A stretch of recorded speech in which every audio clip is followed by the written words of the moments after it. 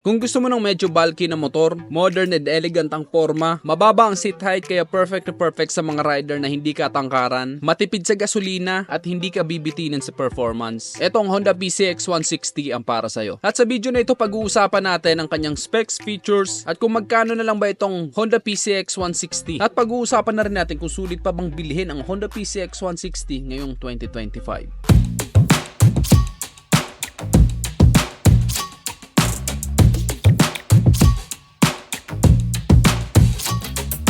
Nandito tayo ngayon sa Honda Centro Oriental Pulangi Albay at ayan, nasa harapan natin ngayon ang color matte red Honda PCX 160 ABS version. Napaka-elegante ng motor na to at ang maganda sa ganitong kulay dahil color matte red siya, mas magi-stand out yung kanyang kulay kumpara sa iba at mas visible tayo sa kalsada. Pagdating sa makina nito, ito ay 157cc 4-stroke 4-valve single overhead cam, liquid cooled at naka-ESP Plus engine, naka-program fuel injected at ang compression ratio ay 12:1. Ang maximum power nito ay 11.8 kilowatts at 8,500 RPM with a maximum torque of 14.7 Nm at 6,500 RPM. At subok na yan ng marami na mabilis talaga ang Honda PCX, hindi ka mabibitin sa arangkada, kahit sa mga paahon, hindi ka rin mabibitin pag mag-overtake at pagdating sa top speed ay meron ding ibubuga ang motor na to. Pero ganun pa man, matipid pa rin ito sa gasolina dahil nga ito ay program fuel injected na kumukonsumo lang ng 45.1 km per liter. Kaya naman kung mapapansin natin, maraming naka Honda PCX na ginagamit din pang hanap buhay o pang MC taxi dahil bukod sa komportable na silang gamitin ng motor na to, matipid pa ito sa gasolina. Ang maganda kasi dito, malapad ang kanyang upuan kaya talagang relax na relax ka sa mahabang biyahe. Matutuwid mo pa ang paa mo dahil naka-extended footrest ito kaya talagang relax na relax ka. Pagdating naman sa seat height ito, 764mm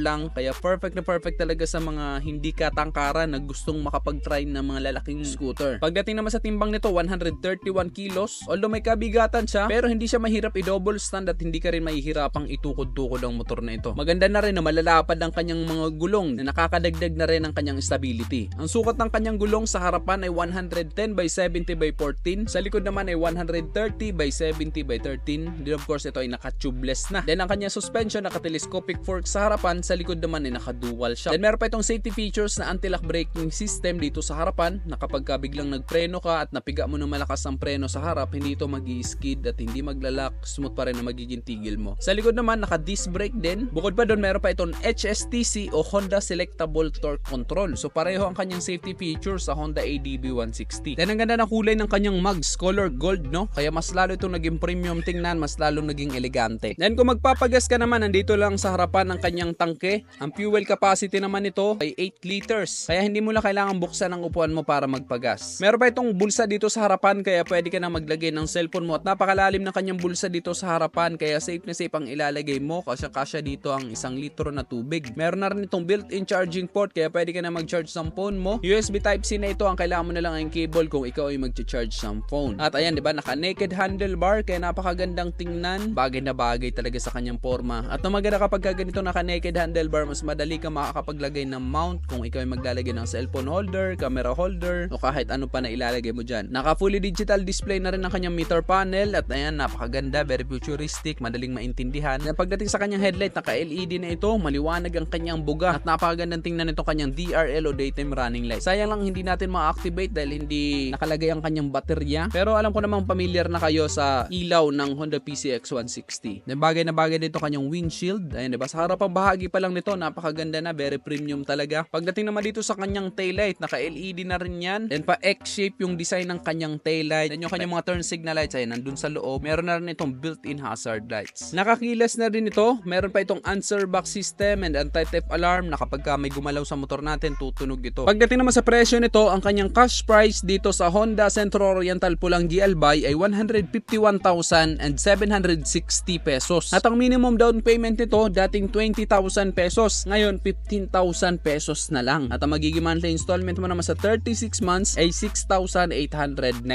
pesos. At may iuwi mo na itong napakagandang Honda PCX PCX 160 color matte red. At para sa akin masasabi kong sulit na sulit pa rin ang pera mo dito sa Honda PCX 160. Unang-una, napakatipid sa gasolina para sa isang 160cc na malakas, mabilis at hindi ka bibitinin sa performance. Para sa isang 45.1 km per liter, para ka lang naka 125cc. Napakatipid niya sa gas kaya hindi ka talaga lugi, lalong-lalo na kung gagamitin mo siya pang hanap buhay. Tapos malapad ang kanyang upuan, kaya relax na relax ka kung ikaw ay maglo-long ride o gagamitin mo sa mga malayo ang biyahe. Matutuwid mo pa ang paa mo, kaya hindi ka talaga agad-agad mangangalay. At komportable din kung meron kang angkas. At hindi rin masisira ang kanyang forma kahit lagyan mo siya ng top box dahil bagay na bagay naman sa kanya kahit meron itong top box. At maganda kanyang stability dahil na rin malalapad ang kanyang mga gulong kaya kahit malakas ang hampas ng hangin, hindi maaapektuhan ang iyong stability. Tapos syempre meron siyang mga safety features na anti-lock braking system at meron pang HSTC, nakakiles with answer back system and anti-theft alarm. Kaya sulit na